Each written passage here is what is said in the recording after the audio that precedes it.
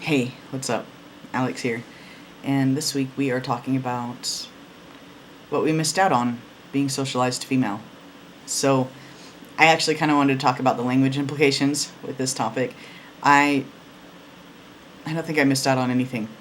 I think my experience in life would have been different, but I don't know if I would subscribe to the thought that I missed anything because of it.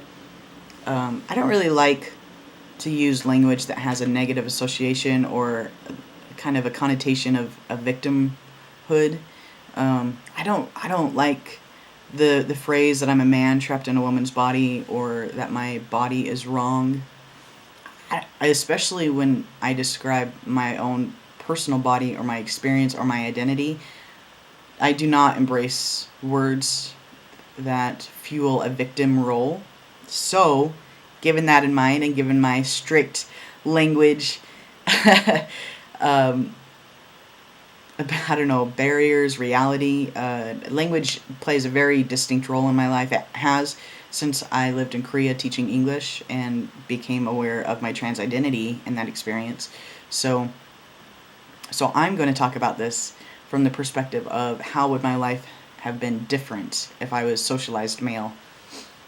So, when I think about being socialized female or being socialized male, the common component would be me, right? I can't take out some basic characteristics of who I am, my being, um, and take them out of the picture. So I think my life actually would have been more difficult if I was raised and socialized male.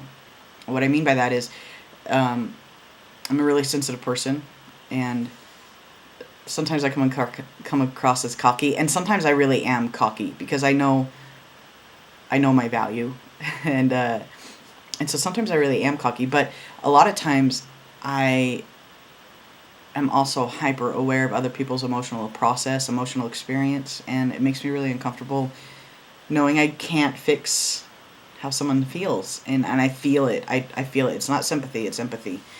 So given the fact that I am very sensitive, that I am a kind and emotional being, I I wonder if I had been read as male since my birth, if that would have been as embraced as it is now with my identity. So my family, my friends, they know that I'm male identified in almost all capacities. That identity is respected, and it's also kind of a given that I'm Alex who is sensitive. I'm a sensitive person, and I don't have a problem standing up for myself, but I sit there and obsess about the conversation that I'm going to have with someone, where I need to tell them that their actions were inappropriate um, or demeaning to me in some way. I sit there and obsess about how that's going to make this other person feel, and ultimately I will always have the conversation, but it's difficult for me to know that by standing up for myself, someone else is going to feel bad about their behavior, because they should feel bad, but the point is with this awareness of my sensitivity level, I wonder if being read as male, being socialized as male, if that would be embraced in the same capacity as being identifying as male but being socialized as female. I kind of get a little bit more grace when it comes to my emotional self, than other dudes who are biologically male. So specifically, I wonder if I would have been bullied more in high school. I was bullied some in high school, but not. It wasn't horrible. And again, it's because people, ignorant people, have less of a problem with lesbians than they do with gay men. And I wouldn't be able to speculate what my sexuality or my sexual orientation would be as a biological dude, but I think we could all agree that I would likely be queer in some capacity. I don't know if I would be a gay man, but I would certainly be queer, because I am like the most queer person you'll ever meet. So, I think on a whole, animosity and hostility is expressed towards gay men or men who are perceived to be gay. And that same expression isn't really directed towards lesbians. At least my experience wasn't the same as some of my gay male friends. So I wonder if I would have been experienced more bullying, um, You guys have to keep in mind, I live in Utah. My high school had 2,000 kids. I was the only out kid in my entire high school at the time, right? And I actually was outed. I didn't out myself. I went to Pride, and the news camera panned on me, and there you go. Then my whole family, my parents, my friends and family, they all knew that I was a 17-year-old queer person.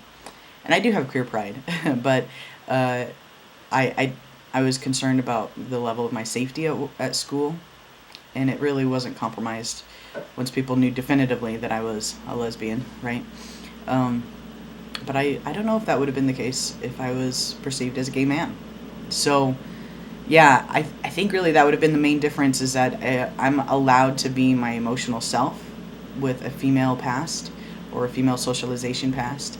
Um, and I see my dad as being someone who really embraces alternative masculinity. He's a hyper emotional person. He's very sensitive, and I wonder if sometimes that takes away from his credibility in the eyes of other people. Certainly not me.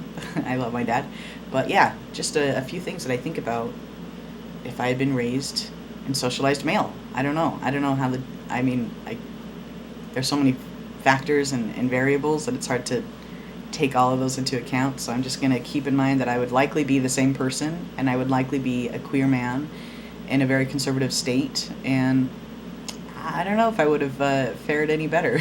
So there you go.